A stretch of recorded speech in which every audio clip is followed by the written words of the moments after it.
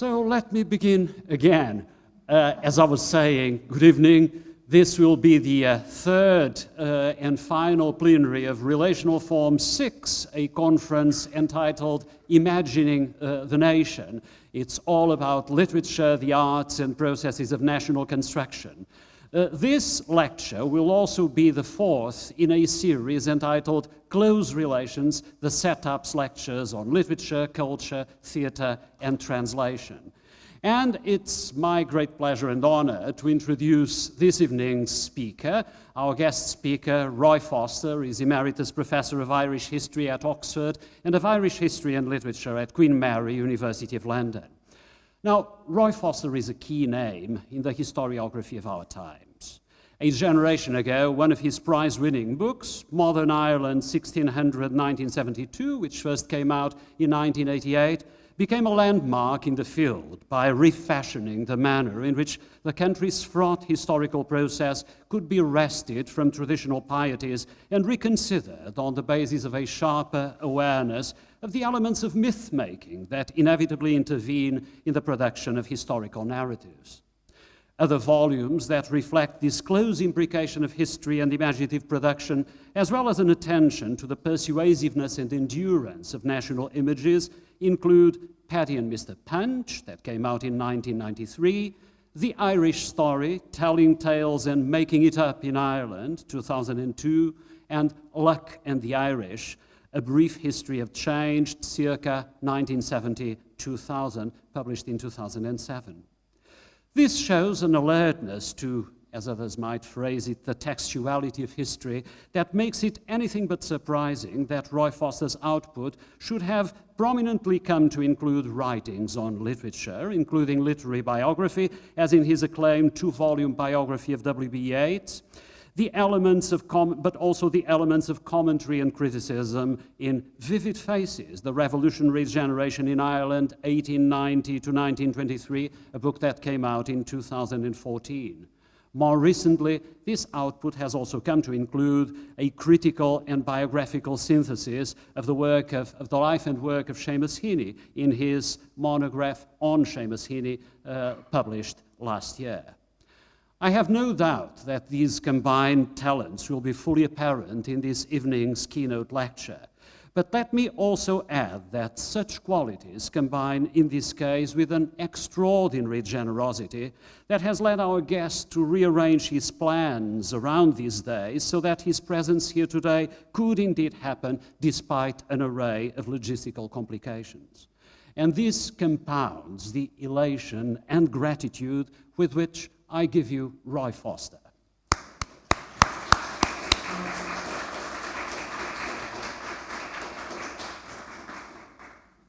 Thank you, Ree, for those kind words. And the gratitude is all mine. I love coming to Porto. This is, I think, the third time you've invited me here. And it's always a delight to be in this beautiful city and in this wonderful Enlightenment building. This afternoon, listening to Professor Caneda Cabrera's paper on Who Are the Irish, I was reminded that the literary critic Conor Cruise O'Brien once said that Irishness is not primarily a question of birth or blood or language. It is the condition of being involved in the Irish situation and usually of being mauled by it. I want this evening to explore the ways in which Irish literature reflects or is inflected by or evades the conditions in which it's produced in the particular context of a partitioned country, which is in its own way a form of mauling, I suppose. But first we have to consider how far the partition of Ireland exactly a century ago was an action of severance inflicted on a previously united country, which would be the nationalist view. Or alternatively, how far it was the recognition of an enduring cultural difference. And perhaps looking at Ireland's rich literary history might help us see where the emphasis should fall. This year is also the centenary of the Anglo-Irish Treaty, which set up the two Irelands, to use the historian David Fitzpatrick's phrase, which are still with us. The 26-county Irish Free State, which became a republic in 1948-9, and the 6th county state of Northern Ireland staying within the United Kingdom. Now, no partition is easy, and though the severance was done without the traumatic transfers of population and widespread ethnic violence experienced in states post-World War I in Central Europe, or later in India and Pakistan, the pattern traced out in the small island of Ireland was traumatic and intensely contested in its own way. The different nature of the northeast of Ireland had been established long before, with a deliberate policy of settlement of Protestants from the Scottish lowlands and the north of England in the early 17th century, and the development of a heavy industrial culture around the cities of Belfast and Derry in the 19th century, whereas the rest of the island remained dependent on agriculture and service industries. And of course, the balance of religion was utterly different in Ulster too. There was a 2/3 preponderance of Protestantism, with Catholics retaining a long memory of dispossession and a feeling of internal exile. In Ireland outside Ulster, a small Protestant minority held a disproportionate proportion of landed and commercial power, but this was being chipped away by the late 19th century, as the nationalist Irish Home Rule Party held the balance of power in the Imperial Parliament at Westminster, and a Catholic bourgeoisie gained greatly in power and influence within the island. The land war of the 1880s also accomplished a quiet social revolution by forcing British governments to introduce a series of land purchase schemes whereby the occupying tenantry bought out their holdings from the landlords, creating a solid base of conservative small farming interests who also gained power in local government. But the assumed future of home rule autonomy for Ireland within the empire was exploded by the rise of a more uncompromising radical nationalism and the galvanic effect of the First World War. The Northeast remained different in many ways, a difference solidified by the guerrilla war which took place from 1919 to 1921, ended by the treaty that we are commemorating this year a century ago. That war had been preceded by a general radicalization of nationalist culture in Ireland, producing a revolutionary generation about whom, as Rui said, I have written in a recent book. But here too, the North was different. Several key nationalist radicals came from Ulster, influential revolutionaries who had helped bring about the 1916 Rising. People like Sean McDermott, Dennis McCullough, Bulmer Hobson, Mabel Fitzgerald, and there were cultural radicals like the writers Anna Johnston and Alice Milligan. There was also a radical theatre movement, the Ulster Literary Theatre, which mirrored the growth of agitprop theatre in Dublin, but was more shallowly rooted and took a different course. While the northern revolutionaries I've mentioned, without exception, moved south to live in the new independent Ireland, where the political and cultural action was. There is an Ulster literature which has its own inflection around the turn of the century. Writers such as Forrest Reid, Shan Bullock, George Birmingham, who write novels which in some ways are closer to what we think of as Scots regional literature than the products of the Irish revival. And I think you can already discern an implicit cultural separation between North and South. All this, I apologize for the history lesson, but it's necessary background for what I want to talk about, which are themes of separateness and a consideration of what a divided Ireland meant to Ireland's remarkable literary tradition, which often involves, from Jonathan Swift right through to Seamus Heaney, a distinctly political tradition as well. And this was particularly true in the early 19th century, when novelists such as Sidney Owenson and Maria Edgeworth pioneered the kind of novel later dubbed national tales, historical Bildungsromane, often involving the education of an innocent hero to the realities of Irish life and history, and often, though not always, projecting a reconciliatory marriage between Ireland and England at the end. We've heard today about Sheridan Le Fanu and Charles Maturin, who fit into this project as well. I'm not going to talk as much as I would like about the 19th century this evening, but it's worth adding that other later 19th century Irish writers, and I think here of the Gothic experimentalist Sheridan Le Fanu, whom we just heard a very interesting paper on, that writers like this and the powerful novelist of Irish peasant life, William Carleton, wrote books which were seen as crude provincial variants of the great English tradition until quite recently, but now I think are differently interpreted. They're now seen as far more complex, far more deeply imbricated in Anglo-Irish and Protestant Catholic cultural relationships, and far more formally experimental than used to be allowed. Cultural theorists such as Michael Bakhtin have enabled us to see Irish literary culture as operating against a particular paradigm of language shift and neo-colonial complication. Franco Moretti's law of literary evolution decrees that, and I quote, "In cultures that belong to the periphery of the literary system, the modern novel," always get a quote on a turn of a page, "the modern novel first arises not as an autonomous development, but as a compromise between a Western formal influence, usually French and English, and local materials." And that is the kind of formulation that used to be applied to Irish literary history. But when it comes to Ireland, and I think to Scotland, the idea that 19th century Dublin and Edinburgh are at the periphery of the literary system needs to be queried. In some ways, they define local systems and very active and culturally creative local systems of their own. And for many of the writers involved, they are charting out an area of experimental unionism rather than nascent nationalism. So what I'm saying here is that 19th century literary exceptionalism in Ireland, which used to be seen as a provincial eccentricity, now looks proleptically postmodern. And perhaps this should prepare us to see 20th century literature in the era of partition, which is what I'm going to talk about, in a similarly open-ended way, and rid ourselves of some easy assumptions.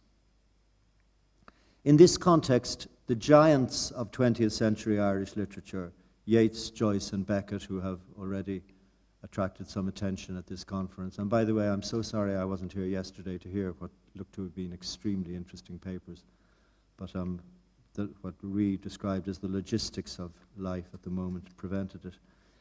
But these great writers aren't whom I'm going to consider this evening. Joyce's novels, of course, are replete with political references and in-jokes, but these references are not related to the politics of independent Ireland, even though that is when he was writing. Ulysses famously is published exactly coinciding with the creation of the Irish Free State in 1922, another anniversary next year. Yeats tried hard to make Joyce, who was his old protégé, come back and visit his newly liberated country and take part in cultural life, but Joyce remained stubbornly in Paris. And the political frameworks referred to obliquely in both Ulysses and Finnegan's Wake remain closely related to the world of late Victorian Ireland, the Ireland he had left and preserved in his memory, and which he so decisively refused to return to. Samuel Beckett's non serviam was even more pronounced. While critics connect him much more closely now to the various matrices of Irish history and consciousness than used to be the case, he's now seen more and more emphatically as an Irish writer. But the marginal space within which he wrote was not defined by Ireland's new borders. Yeats is a slightly different case. Unlike the other two, he did return to live permanently in newly independent Ireland in 1922, the first time he had lived permanently in Ireland in his 57 years of life up to then. He involved himself politically in the Irish Senate and other less public involvements. Several of his greatest poems, written in the 1920s, reflect on Irish history and violence, past and present. Think of 1919, Meditations in Time of Civil War, The Tower, Blood and the Moon. But it's hard to see these powerful interventions as written in any kind of margin, and it's also evident that Yeats was not preoccupied by the question of the new state's border with the north, telling Maud Gonne that if such unpleasant neighbours slammed the door in your face, it was better to turn the key in the lock. I'll happily answer questions about Yeats later, but he's not going to feature in tonight's lecture. And in considering writers who are left, so to speak, in the margins after Ireland was partitioned, we might first consider the so-called big house tradition, people who were identified with the Protestant ascendancy, living on into the new dispensation of the Irish Free State. The new Ireland was post-revolutionary, mildly triumphalist, deeply and institutionally Catholic, as reflected by the introduction of literary censorship in 1929. There are many fictions dealing with the marginalized lives of the Protestant ex-elite in Ireland from the 1920s on, by authors such as Elizabeth Bowen, Molly Keane, Jennifer Johnston, and William Trevor. A late and brilliant example is J.G. Farrell's wonderful 1970 novel about the Irish Revolution called Troubles. This concerns itself with the detritus of empire, and it symbolically takes place in a crumbling hotel, suggesting that the ex-elite, an Irish Protestant ascendancy family, hold an insecure and slipping purchase on a world which is changing. Farrell himself said that the novel grew out of my wish to write about people caught up in abrupt changes in their civilization, and that therefore Ireland came at once to mind. He wrote, having lived there, I was very interested in the situation of the Protestant Anglo-Irish who are left stranded in the new nation and finding it rather difficult to adapt themselves. And that word stranded is striking. It may be consonant with and it may apply to the so-called Anglo-Irish, but it's an inappropriate description for Protestants who are Irish rather than Anglo-Irish, and to whom adaptation came both more quickly and more comprehensively than novelists sometimes imply. The ambitious structure of Farrell's work in general raises themes of imperial and colonial identities, and the subject of Ireland's relation to empire has become a very hot subject in recent years, notably regarding parallels with India. The link between the position of the leftover British in India and Protestants in independent Ireland seems to be suggestive, though the parallels are not exact, especially in terms of relations between the metropolitan authority and the subaltern state. And an exacting approach to parallels is essential, I think, given the way that some literary critics base sweeping historical generalizations on a very shaky grasp of chronology. Edward Said's belief that Irish writing reflects a struggle against British colonialism that begins in the 1920s and climaxes in the 1950s may facilitate parallels with Asia and Africa and cultures of resistance, but it bears no resemblance to the actual trajectory of Irish history. Certainly, for the purposes of literature, the Protestant minority in 20th century Ireland provides a ready-made metaphor for decline, alienation, marginalization, and the memory of ascendancy. An interesting example is the Cork novelist Edith Somerville, generally known as one half of the writing duo Somerville and Ross. She and her cousin Violet Martin, both from a privileged ascendancy world of landed estates but without much money, achieved great success with their short stories in the 1890s, delineating the world of fox hunting circles in West Cork. But they also produced one of the greatest 19th century Irish novels, The Real Charlotte, in 1894, a brutally sardonic account of sexual passion and land hunger, more like Balzac than any British or English model. Violet Martin died in 1916, but Edith Somerville lived and wrote on for many decades. She died in 1949. She's been dismissed as the epitome of ancien régime arrogance and condescension, but I will query this. After 1921, while still using the tropes of decaying big houses and vanished ascendancy, her works are much less elegiac and much more robust than might be assumed, as were her politics. And it's wrong, I think, to see novelists from that world, like Edith Somerville, simply as West Britons looking down on the natives. She passionately loved Ireland, spoke with an Irish accent, studied Irish idioms and the Irish language with care and affection. The same is true of her literary descendant, Molly Keane. Though their identities were Protestant and Unionist, Somerville railed against the execution of the 1916 leaders, and Violet Martin had close friendships with Catholics and nationalist neighbours in Galway.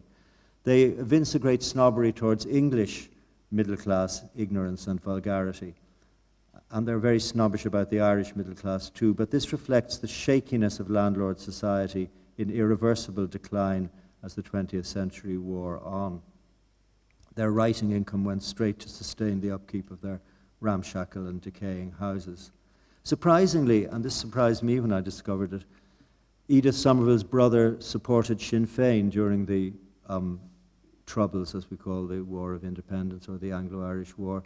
Edith veered in the same way, saying that she wanted it to be given out she'd become a Sinn Féiner because she was sick of the one-sidedness of Irish Unionists.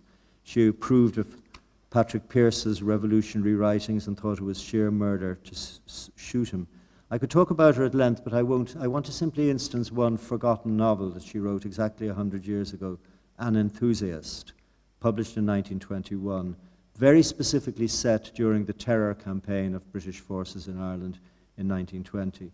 It deals with a young upper-class landowner who decides to embrace the nationalist cause, setting off a train of disasters. But the most critical commentary in this novel is reserved not for this idealistic wrecker, but for the not for the nationalist fellow travellers on the local district council, but for boneheaded unionists, especially some characters who come from the north of Ireland. She's writing at the point when Irish quasi-independence was established, and her brief preface is worth quoting. There is something arrogant, if not offensive, in an attitude of impartiality, and to be strictly impartial is to be equally disliked by all sides.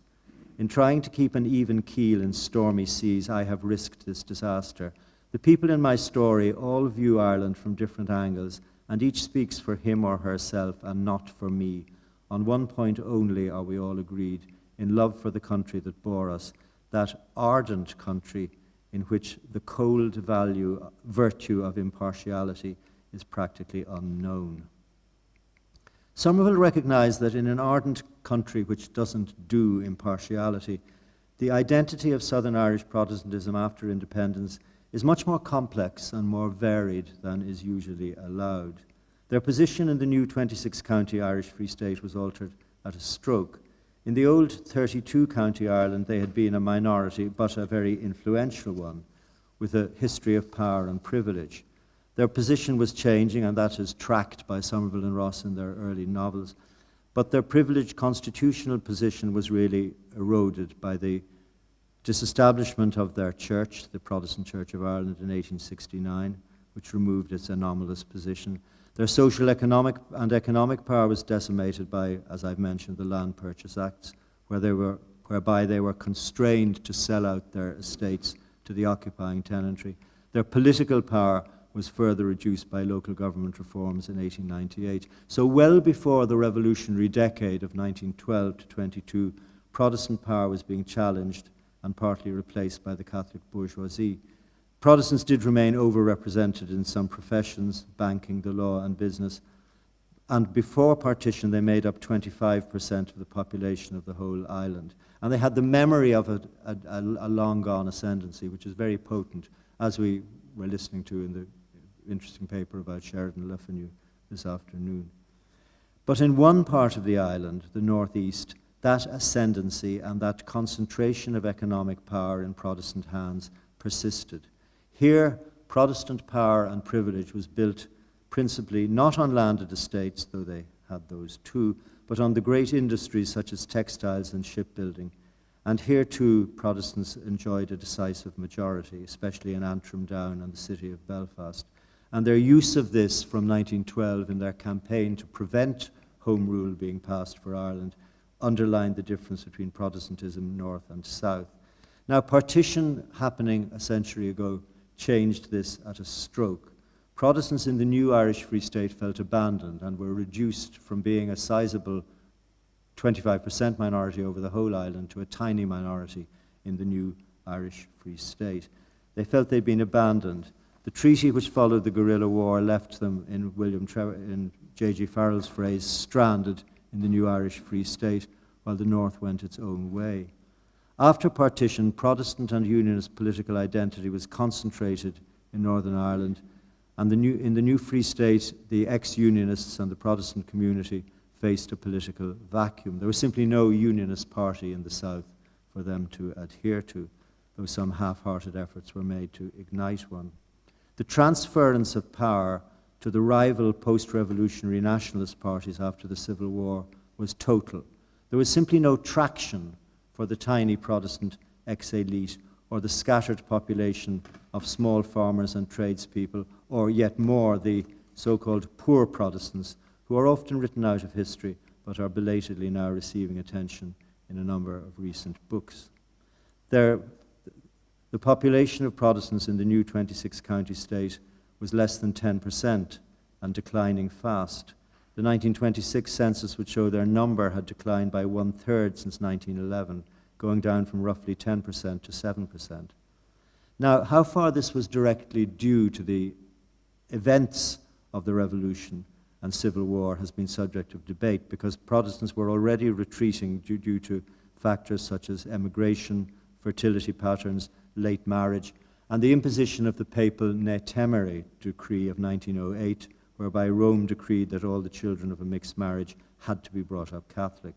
The breakup of large estates which supported Protestant retainers, still more the removal of British Army garrisons from Irish towns, contributed further to the decline.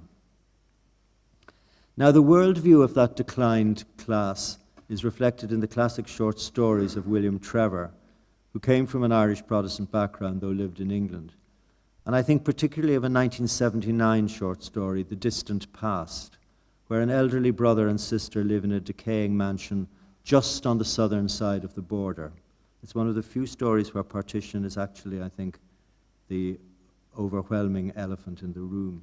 As violence breaks out across the border in Northern Ireland, the memories of their neighbours turn more antagonistically against them, and remember their affiliations during the Anglo-Irish War, which is 50-odd years before, are remembered and held against them.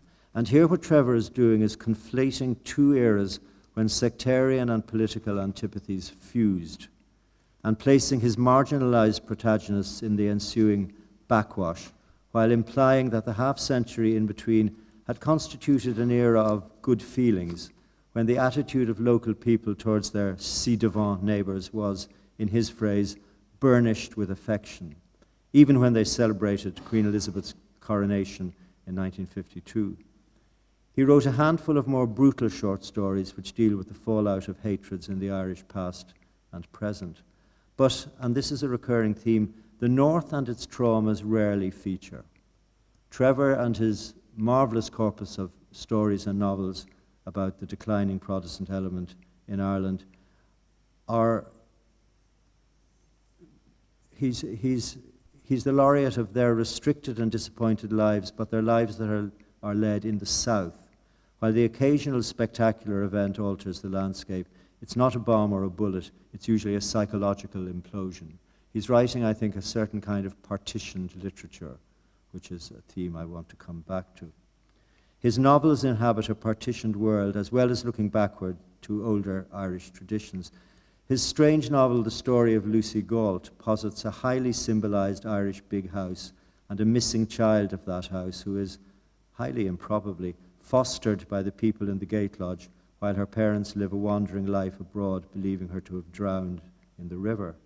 Trevor is here, I think, deliberately invoking an older theme of Irish fiction, referencing 19th century novels such as Charles Maturin's Melmoth the Wanderer. Melmoth and Lucy Galt might be twinned. They both begin with a conspectus of Irish history. They both revolve around an unhappy house in whose library the marooned child, living with the detritus of Irish history, discovers, interestingly, the novels of Sidney Owenson, Lady Morgan. This theme of the discovery of a revelatory book in a lost or secret library is a recurring trope. You'll find it in The Wild Irish Girl. Con Tobin, in our own day, plays with it in The Heather Blazing, his novel, which is haunted by the Irish revolutionary past, and where the protagonist's uncle mentions that he took a book from a great library in a local big house before burning it down during the Troubles.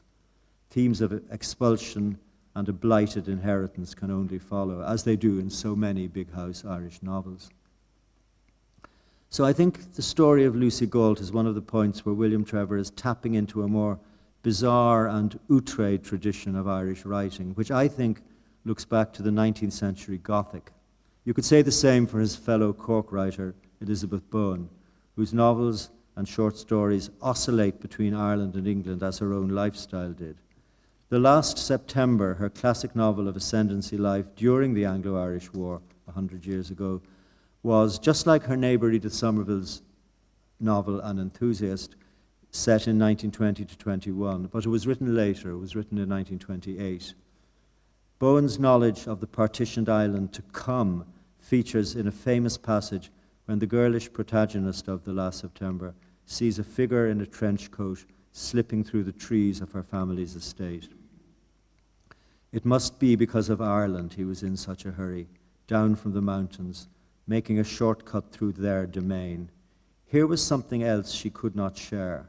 She could not conceive of her country emotionally. It was a way of living, an abstract of several landscapes, or an oblique, frayed island moored at the north, but with an air of being detached and washed out west from the British coast. Quite still, she let him go past in contemptuous unawareness. His intentions burnt on the dark and almost invisible trail. He might well have been a murderer, he seemed so inspired. The crowd of trees straining up from passive, disputed earth, each sucking up and exhaling the country's essence, swallowed him finally. This supercharged observation is heavy with inference about history, identity, and struggle. The earth that those Irish trees grow from is disputed in more ways than one. Most strikingly, she describes Ireland as an island still moored to the larger neighbour at the north, but otherwise detached and drifting away. Well, this was true of 1928 when Bowen was writing, but it had not yet been set in stone in 1920, which is when the action of the novel is set. In fact, even in 1921, when the Government of Ireland Act came into force, setting up the statelet of Northern Ireland, there was a very strong assumption in Ireland that it simply wouldn't last, an impression compounded by the hopes held out for the Boundary Commission established by the treaty, which in the event was postponed endlessly till 1925 and then made no difference at all. Elizabeth Bowen, like William Trevor and Molly Keane, when writing about 20th century Ireland, likes to employ some far-fetched stratagems. Eccentricity and willfulness recur in their Irish characters. They often live in a world with which they are at odds, but which they determinedly reshape to their purposes, as in short stories of Bowen's, such as Her Table Spread and Summer Night, or Keane's marvellous novel Good Behaviour. In these fictions, and to a lesser extent in some of Trevor's work, there's a certain predisposition towards sexual latitude, dissidence, and even larkiness, though in Keane's case it's often misdirected or based on a mistaken assumption. And the same is true, rather surprisingly, of Edith Somerville's novels, where a recurring pattern concerns strong-minded, passionate women of a certain age, sexually obsessed by flaky but seductive younger men who are much less clever than themselves but sensually irresistible. Given the existence of censorship and a strict public morality in Ireland, north and south, during the middle decades of the 20th century, it's tempting to posit that the marginalized position of these ascendancy women writers conferred a kind of latitude which they readily grasped and made the most of. It also reflected the marginalized worlds that they were writing about. Another woman writer from the Catholic middle classes rather than an ascendancy background, but equally determined to fly by the nets of censorship, was the underrated Kate O'Brien, whose novels reflect her life in Spain and elsewhere from the 1930s and present a determined interrogation of modes of liberation against a background of censorship. Sexual transgression is a recurrent theme. In Mary Lavelle, her lovely novel of 1936, a young Irish governess in Spain has a liberating love affair with the married son of the house. In The Land of Spices, 1941, the protagonist's life is shaped by her father's love affair with a young Frenchman. And O'Brien's late novel, As Music and Splendor, that's 1958, charts a lifelong and joyfully consummated love affair between two Irish women opera singers. Significantly, their life and their love take place in Italy. And I think in all these novels, sexual self-realization requires getting out of Ireland, which was often practically true for the era that they were written in. The same could be said of Northern Ireland.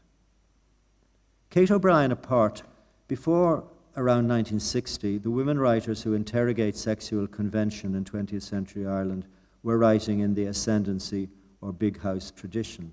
The contrast is striking when we look at the mid-20th century work of writers from the more autochthonous Catholic tradition, such as Frank O'Connor, Sean O'Fallon, Mary Lavin, and Patrick Kavanagh. Peter Leary, who has written a brilliant book on the Irish border and its cultures, has put it well. He writes, "In both Irish jurisdictions, public morality was fashioned around the powerful trinity of conservative governments allied to their dominant churches and an authoritarian family structure. The latter arose in rural settings through the post-famine dominance of a substantial farm-owning class. A coalescence of deteriorating and delayed marriage prospects, the collapse of domestic industries, and a shift to pastoral farming on no longer divisible holdings, all this served to erode the status of women and wives while subordinating younger and even middle-aged adults to the dictate of proprietorial parents." Now, this is exactly the picture encapsulated in Patrick Kavanagh's 1942 long narrative poem, The Great Hunger, in which the bachelor farmer Patrick Maguire is starved of personal, sexual, and spiritual fulfillment, having devoted himself to the land and followed his aging mother's stricture to forego his chances of matrimony and make a field his bride instead. This is the mid-century world which William Trevor, when he left the big house world, explored in stories such as The Ballroom of Romance, while variants of repression in small town or Dublin life feature in the great Irish short story tradition epitomized by O'Connor, Lavin, Michael McLaverty, and O'Fallon. One might invoke the title of one of O'Fallon's most famous stories, The Man Who Invented Sin. But we shouldn't forget that flexibility and experimentalism, the same qualities which I've indicated in the tradition of Irish fiction of the 19th century, where the radical late Victorian novelist and short story writer George Moore should feature as well as Joyce, because I think partitioned Ireland had its experimenters too. Above all, the surrealist Flann O'Brien, exploiting narrative, dream, and mythology in books such as At Swim Two Birds and The Third Policeman. These are strangely sexless novels, operating on an utterly original wavelength of despairing and nihilistic humor. There are also less well-known experimentalists, such as the short-lived satirist Emer O'Duffy, who wrote novels such as King Goshawk and the Birds, and a long and disillusioned novel about the Irish Revolution called The Wasted Island. Excuse me. As the latter fiction eloquently shows, O'Duffy was a writer who had been shaped by the Irish Revolution and then by his disillusionment with it. Like Beckett and Joyce, not to mention Kate O'Brien, he exiled himself to live abroad. There are minor strains to be followed up here if I had time. Peter Leary has discovered a subgenre of plays about smuggling items across the Irish border, which reflect another kind of marginal writing. But for a lecture dealing with large patterns, like this one, I'll have to move on, just making the point that a partition of the mind seems to exist in the literary products of independent Ireland and Northern Ireland after the severance of 1921. I'd now like to deal with what happens to writing in the margins when the border, which demarcated marginality, begins itself to be questioned. This was patently true from the explosion of violence in Northern Ireland in 1968-9. Already in the Republic, a few remarkable novelists were beginning to address themes of repression with a new vigor and a new anger. Edna O'Brien with the Country Girls trilogy, 1960 to 1964, John McGahern with The Barracks and The Dark, published in 1963 and 1965. All these books, all five of them, fell foul of the censor, and both writers left Ireland, though McGahern would eventually return. McGahern's work recurs in his short stories, especially, to the theme of how leftover big house Protestants are seen by the local population, suggesting that they offer, as happened in his own case, access to a cultural world denied by the repressions of everyday Irish life. He also, in his great late novel, Amongst Women, presents a deeply disillusioned view of what the struggle for Irish independence was really all about. The question of the actual partition and the existence of the border very rarely arise in these fictions, though. It's an implicit presence, but very rarely an explicit one. The issue of the alienated Catholic minority in the North was first aired in serious journalism from the early 1960s to a pretty unreceptive audience. and more strikingly in poetry, where, as the northern poet John Montagu noted mordantly in 1972, old molds were being broken.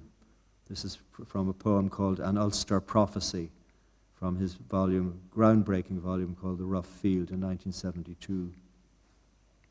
I saw the Pope breaking stones on Friday, a blind parson sewing a patchwork quilt, two bishops cutting rushes with their croziers, roaring Meg firing rosary beads for cannonballs, corks in boats afloat on the summit of the Sperrins, a severed head speaking with a grafted tongue, a snail paring Royal Avenue with a hatchet, British troops firing on the Shankill, a mill and a forge on the back of a cuckoo, a fox sitting conceitedly at a window chewing tobacco, and a curlew in flight surveying a united Ireland. Marvellous sort of Book of Revelations flavour to it, and sort of echo of Bob Dylan as well, now that I think of it. So subversion was swelling up from the late 1960s. Even the venerable Big House novel received an elegant parody at the hands of John Banville in his novel Birchwood in 1973, and has never really recovered. In the 1980s, Banville would be followed by a wave of novelists breaking out of genre. Con Tobin, Anne Enright, Sebastian Barry, Dermot Bulger in The Republic, Robert MacLean Wilson and Glenn Patterson in the North. Reflecting what had been happening in contemporary history, novels such as MacLean Wilson's Eureka Street, and more implicitly Tobin's The South and The Heather Blazing, faced up finally to the concept of partitioned identities and put the subject under an uncomfortable microscope. It's significant that Tobin's first non-fiction book had actually been about the Irish border, recording his epic walk along its length, reflecting on the encounters he had along the way. And like the Irish judge who is the protagonist of his novel, The Heather Blazing, Tobin confronts the extent to which Northern Ireland has become a place apart, and the apathy and deliberate ignorance evinced by so many citizens of the Republic towards the Northern Statelet and its enclosed antagonisms. This uncomfortable realization was precipitated by the way that the question of the border and the whole existence of Northern Ireland had burst back into history with events after 1969, civil violence, the provisional IRA campaign, the arrival of British troops in Northern Ireland, and 30 years of violence, which would be nervously halted by the Good Friday Agreement in 1998. And this era would also see the emergence of a galaxy of new writers breaking new boundaries and querying accepted literary norms. Con Tobin himself had stated at the outset of his career that Irish society and Irish history was unable to produce or even accommodate novels in the accepted format. Tobin claimed that novels could not flourish in the fractured, uncertain, limited world of Irish culture. He wrote, "The novel explores psychology, sociology, the individual consciousness. The novel finds a form and a language for these explorations. We require an accepted world for the novels to flourish, a shared sense of time and place." By contrast, he believed, Ireland's fractured history and divided identity meant that contemporary writers took refuge in what he called experimental, personal, and innovative styles, bereft of an educated, curious, open-minded, literate audience. Looking back, this seems not to hold up. It seems rather that the arrival of Tobin's generation and the next provided the sensation of lifting a curtain or breaching a dam. And in novels like Sebastian Barry's or Roddy Doyle's works, there is an interrogation of the founding myths of the Republic, which is a theme that can only gather pace for the next decades.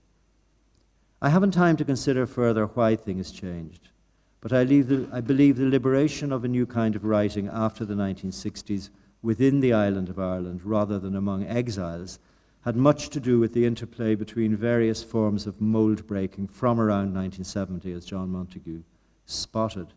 The entry into the EEC, later the EU, the arrival of an activist and articulate women's movement in the early 70s, the loss of moral and social authority by the Catholic Church, the boom economics of the 1990s, and along with these upheavals, the continuing crisis in Northern Ireland and the enforced realization of what a partitioned island really meant and how ready people were to confront the alternatives. I thought of this listening to Adriana Bibbiano's talk on the growth of Troubles crime fiction this afternoon. Seemed to fit rather well. Above all, the idea of a partitioned consciousness was central to the powerful impact of Seamus Heaney's poetry, which began appearing in the early 1960s and would win the Nobel Prize in 1995. Heaney's work from its earliest interrogated the question of frontiers and their crossings. The god of boundaries recurs, as does the poet's own image of himself as a figure inhabiting two jurisdictions, on one occasion beautifully evoked by balancing himself carrying two pails of water, one in each hand. In his late poetry, increasingly transcendental, he again and again faces the border between the lands of the living and the dead, in poems such as Route 110, and his great sequence Station Island, 1984, is an epic pilgrimage during which he meets and is interrogated by the ghosts of dead friends and acquaintances about whom he has written, as well as encountering the Irish writers who advise and admonish him: Kavanagh, Carleton, finally and spectacularly, James Joyce. But for the purposes of this lecture, it's the earlier volume, North, in 1975, that most powerfully blows apart the separated images of a partitioned country which had characterized Irish writing up to then, and places the poet as the avatar of boundary crossings. Much attention has been paid to the way Heaney deals with atavistic violence and sacrificial death through his bog poems in this volume, the volume being North, 1975. Less attention has been given to the way that his Nordic imagery is a way of transcending the border and uniting Irish historical consciousness north and south through the evocation of a Viking past in both parts of the island. The poem Funeral Rites, which is circulated, is really, I think, an invocation to repairing the wound that history has inflicted on the Irish body politic. Now as news comes in of each neighbourly murder, we pine for ceremony, customary rhythms, the temperate footsteps of a cortege winding past each blinded home. I would restore the great chambers of Boyne, prepare a sepulchre under the cup-marked stones, out of side streets and by-roads, purring family cars nose into line. The whole country tunes to the muffled drumming of 10,000 engines. Somnambulant women, left behind, move through emptied kitchens. Imagining our slow triumph towards the mounds, quiet as a serpent in its grassy boulevard. The procession drags its tail out of the gap of the north as its head already enters the megalithic doorway. When they have put the stone back in its mouth, we will drive north again, past Strang and Carling fjords, the cud of memory allayed for once, arbitration of the feud placated, imagining those under the hill, disposed like Gunnar, who lay beautiful inside his burial mound, though dead by violence and unavenged. Men said that he was chanting verses about honor, and that 4 lights burned in corners of the chamber, which opened then as he turned with a joyful face to look at the moon. Now this poem, I think, of the early 1970s is about reconciliation and perhaps reunification. I think those 4 lights burning in the funeral chamber may be the 4 provinces of Ireland. More immediately it calls, as Heaney would do much more famously in his play The Cure at Troy, for the arbitration of feuds. Above all, the recognition of a common ancient history will sweeten the bitter cud of memory eternally chewed in the present. If there is a note of hope in North, I think it's in this poem. It was also a poem about the North written from the South, and it helped pave the way for much to follow. And it makes sense, I think, to end with Heaney, because he wrote above all from the perspective of the 2 Irelands, and because some of his most striking work dealt with frontiers and boundaries, internal and external. In a great lecture, later an essay, on the frontiers of writing, he drew a kind of Yeatsian magical diagram of literary towers in Ireland, featuring buildings associated with Spencer in Cork, MacNeice in Antrim, Yeats in Galway, and Joyce in Dublin, as well as the generic round towers of early Irish monastic tradition. Thus he constructs a pattern of literary influence and correspondence stretching from medieval Irish poetry to the present, and rotates the compass to take in all 4 provinces of Ireland. In this magic map of literary Ireland, the border does not exist. Nowadays, it may be that literature supplies the only dimension that can accommodate such a reunion. Long ago, the great Irish essayist Hubert Butler expressed a wish that the border dividing Ireland might fade into a distinction rather than a division, and eventually float away like a sticking plaster from a wound that had healed. Butler conceived this vivid metaphor in the 1950s, and everything that has happened since seems to have conspired against his benign prophecy. The dilution of the border indeed seemed to be happening, and in a rather Butlerian way, after the Good Friday Agreement of 1998. But the malign effect of the disastrous Brexit vote in 2016 threw this sharply into reverse, accompanied by an attitude from the British government towards Ireland, north and south, that showed an arrogance, ignorance, and contempt not seen since the late 19th century. I began this lecture by saying that to take a kind of national pulse reading from literary production is a risky business, and I should end by repeating the warning.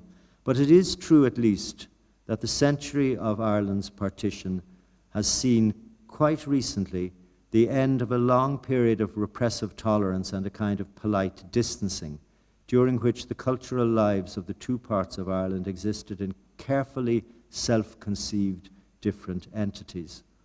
It has been replaced by a notably lively and challenging literary culture, north and south, with internationally recognized talents confronting contemporary dilemmas in an audacious and confident way.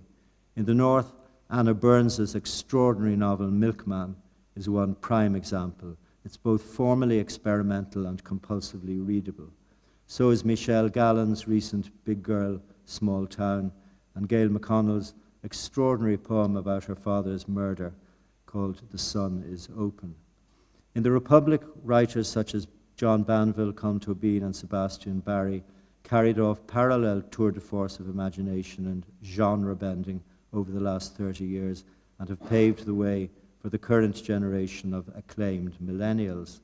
The standard is impressively high, and the confidence and even the swagger of current Irish writing is cause for celebration, as Professor Caneda Cabrera pointed out this afternoon.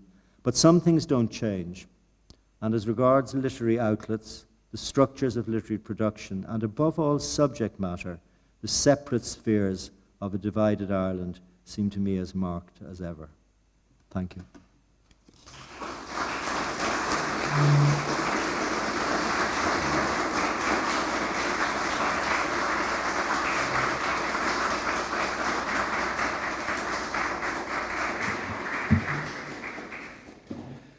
Thank you very much, Roy, for such an inspiring, thought-provoking, and wide-ranging lecture. I'm sure it will have prompted questions, and we have, fortunately, some minutes for that. Any questions or remarks? Yeah, Dulce.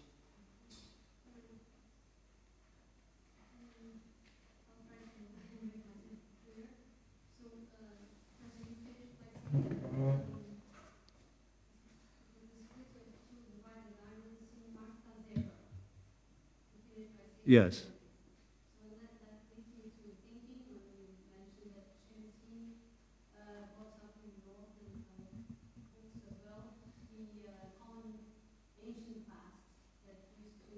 Ireland as a whole, the island. So my question is, what does two divided Ireland mean today to you? Do you mean to me personally? Yes. I think that's off limits. It's to me a cause of, and I imagine this came through in the lecture, a cause of sadness that the divisions between the cultural life of North and South are so entrenched. I much admire the writing of the new Northern writers. I think Milkman is a wonderful novel, and the other works I mentioned are almost equally striking. But they're self-enclosed and self-referencing in a northern world, sometimes in a small-town northern world, as in the case of Michel Gallen's novel, sometimes in a city.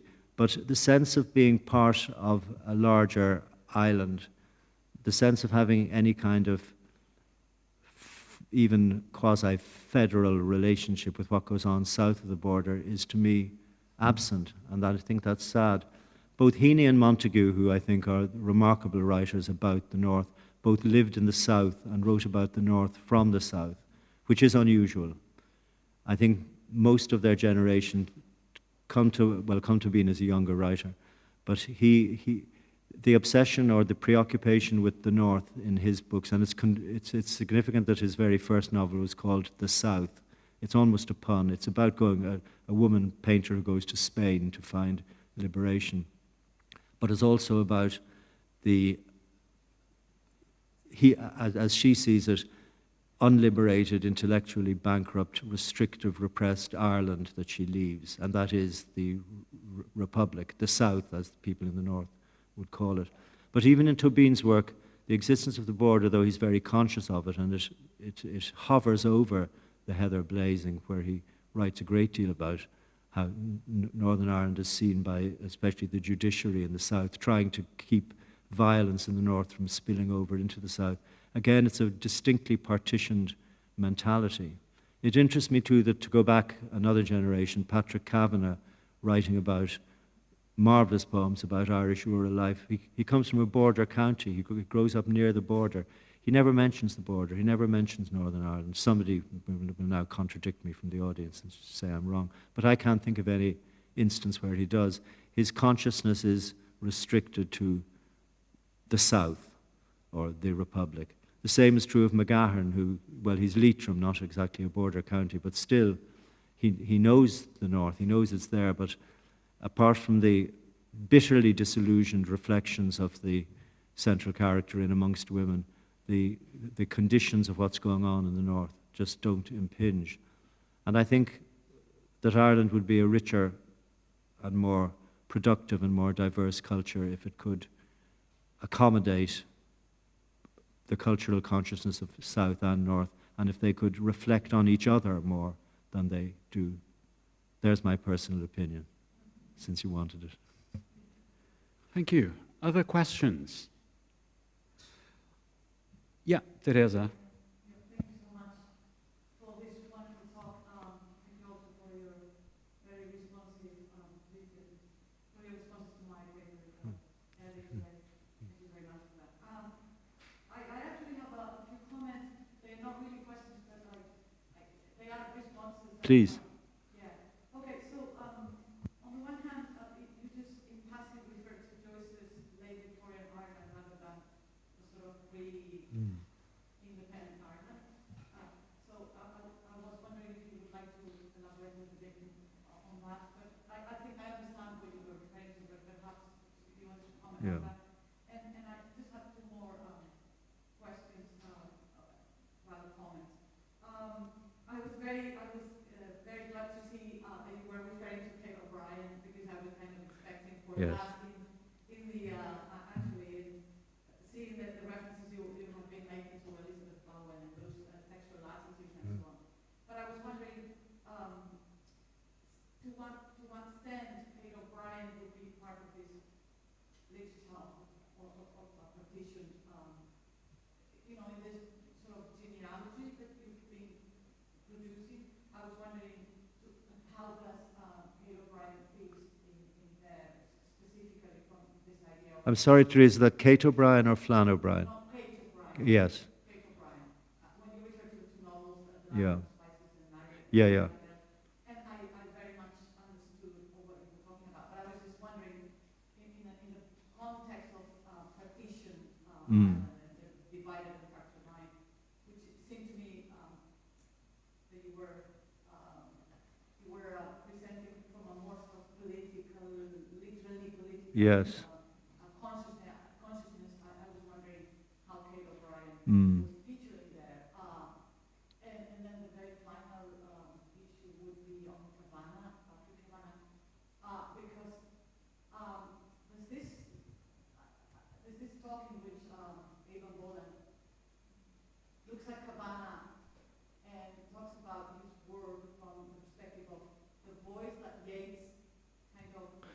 Yes. I imagine you're familiar with this. And so she talks about how, like, in the case of African writers like Chinua Achebe is the voice that responds to Conrad, and Cabana would be the voice that responds to Yeats. And I saw now that you're talking about Cabana in quite a different way. So I was wondering if you wanted to adapt to that. Gosh, Sorry that I sound so there's a lot there. I'll fractured. No, they're fascinating points, Teresa. Thank you. Take Joyce first. Joyce's politics, in his early life, he's very politically engagé. He's very interested. His letters show, he writes back to friends, fascinated at, for instance, the riots over the Playboy of the Western world. In his Trieste years, he's writing in support of Sinn Féin. He's writing articles for Corriere della Sera about Sinn Féin. But it seems to me that the longer he's out of Ireland, the more, and this happens to us all, I think, when we get older, he goes back in time to, especially his childhood, the memory of the Parnell split, the memory of Fenianism, the echoes of the Phoenix Park murders, the cabman and the cabman's shelter chapter in Ulysses. It's all about what he would have heard his parents talking about in his youth. And of course, he's setting the novel, Ulysses, in such a specific year that he's deliberately not using hindsight. He's not going to project forward, even though he's writing it. During the Easter 1916 Rising, he's writing Ulysses. But he still sticks his focus, his historical camera is trained on the year 1904, and he's just not going to go beyond that. And he's not going to cheat by... Elizabeth Bowen said a writer should be able to open out time like a fan. And that's exactly what he's not going to do. He's going to keep this steady, tight focus. And that's why it's such an astonishing novel in some ways. And it's also why what he's doing with time in that novel is, I think, a fascinating subject and would deserve a much longer answer than I can give it. Kate O'Brien and politics. She's a very politically minded woman. She, as you know, becomes persona non grata in Spain in the 50s because she speaks out against Franco. But her feelings about mid-20th century Ireland are more sort of contemptuous despair. She writes about Fianna Fáil, she can't stand De Valera. She sees it in terms of Catholic repression. And her novel, The Ante-Room, which is in some ways quite a deceptively gentle novel, but is, when you read between the lines, a real condemnation of what repression and oppression do to women's lives in contemporary Ireland, and that's a theme that recurs. Mary Lavelle has her potentially scandalous affair with the married son of the house, but you know it's going to do her good. You know, she's not going... She may suffer emotionally from it, but she's going to be liberated by it.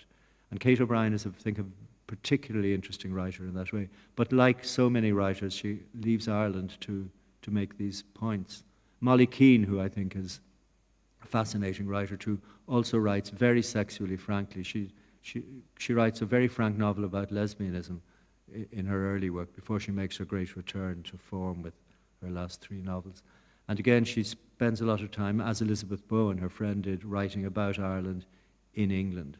And I think the fact that they carry a certain kind of Ireland with them, it's that provincial, in both cases, Molly Keane, County Waterford, Elizabeth Bowen, County Cork, it's a restrictive provincial Ireland, and they never show much sense or consciousness or interest in what's happening north of the border.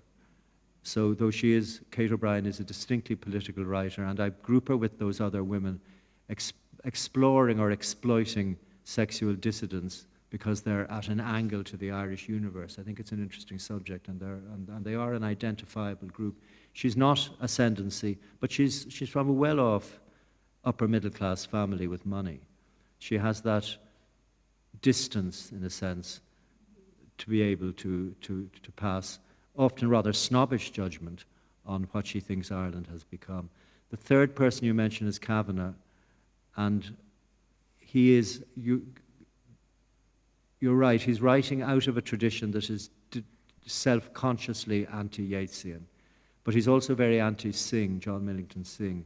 He doesn't approve of what he would think of as posh Irish Protestants trying to understand Ireland. He published, as you probably know, a journal called, a little magazine called Kavanagh's Weekly. And what he writes about the Anglo-Irish tradition in it is You know, it makes people like Daniel Corkery sound like liberals. He's partly doing it to annoy because he knows it teases. Cavan is very mischievous. But there is a powerful, festering sense of resentment against the way that he thinks the Irish revival presented and repackaged Ireland. Probably also because he thought they repackaged Ireland for a British and English audience. And he's very determinedly he is not going to go and live in England. I think he might have been better off if he had done for a while. As I think Flann O'Brien should have got out for a while, and then I think might have achieved the kind of greatness that he's only achieved posthumously.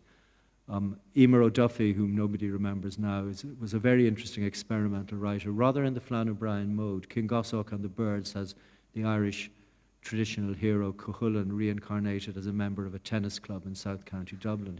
It's very ironic, it's very parodic, it's very Flann O'Brien-y, though it precedes Flann O'Brien, but he dies very young, in the late 30s, of an abscess in his mouth or something. Living in England, having left Ireland, having been an important enough figure in the Irish Revolution, but totally disillusioned by it.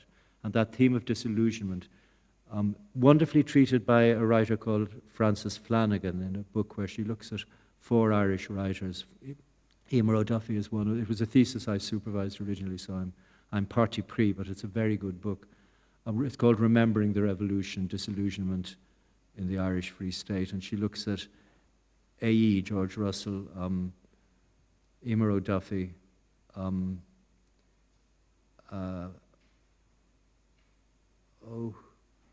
Victory of Sinn Féin, P.S. O'Hegarty, and a 4th writer, and like the man in Travesties, I forget the 4th one, but there is a 4th writer. Anyway, her theme is the disillusionment that people who had lived through the revolution expected something else to transpire from it and stayed in Ireland writing depressedly about it, except for O'Duffy, who left. I do recommend it, Therese. I think you'd enjoy it. Sorry, that's a rather incoherent ramble for your very interesting points. Not at all, not at all. We'll have to wrap this up in a few moments, but I've got a question, which is both retrospective and prospective, because, I mean, it involves commemorative designs, but also envisaging things that might happen next year. You mentioned the coming commemorations of 1922, involving, on the one hand, of course, the beginnings of the Irish Free State, but also that annus mirabilis of high modernism. I mean, where you get Eliot's The Wasteland, but very prominently Joyce's Ulysses. I mean, do you envisage a possible cross-fertilization of purposes when we evoke these two things that probably once would not have seemed so much at odds? Because, of course, in 1922, there were those expectations that the Irish Free State might bring something truly innovative, and that was an expectation that was then frustrated by the reactionary ethos of independent Ireland, as it turned out to be. How do you see things unfolding when we look back over that century? Well, to take your last point first, Ray, Yeats, of course, started the Irish Literary Academy with precisely that idea in mind, and was very keen to involve Joyce in it, very keen to involve George Bernard Shaw in it. Wanted Irish writers who had made waves, changed the way people thought. And he very, I think, definitely and deliberately thought this would be a way of combating the power of the new Catholic bourgeoisie who were coming into power and won in the end, rather than Yeats did. But to return to what you began with, which is commemorations, I'm afraid what many of us, especially we historians, are thinking about rather nervously what the commemorations will bring into focus next year and the year after is not the birth of high modernism, not the creation of the Irish Free State, but the atrocious civil war which broke out after the treaty and in which more people were killed than during the Irish Revolution, and which created an enduring wound in the Irish body politic that still isn't healed. The two really very superficially similar Irish parties, Fine Gael and Fianna Fáil, derive entirely from what side you took in the Civil War. And how far it can be a commemoration, certainly not a celebration, of that traumatic event is something that I think the government, in a quite rational and intelligent and balanced way is already exercising itself about. There is a committee looking at how we can commemorate something that does not deserve to be celebrated. It's a tricky question, and historians don't forecast the future, so I'm going to leave it there. But we're worried about it. Let's indeed hope that a truly historicized awareness of past in community may bring redress to some extent. Roy, this has been a true privilege. You've given us food for thought about an hour ahead of food, properly speaking. Let's please thank Roy Foster again for a fascinating lecture. Thank you very much.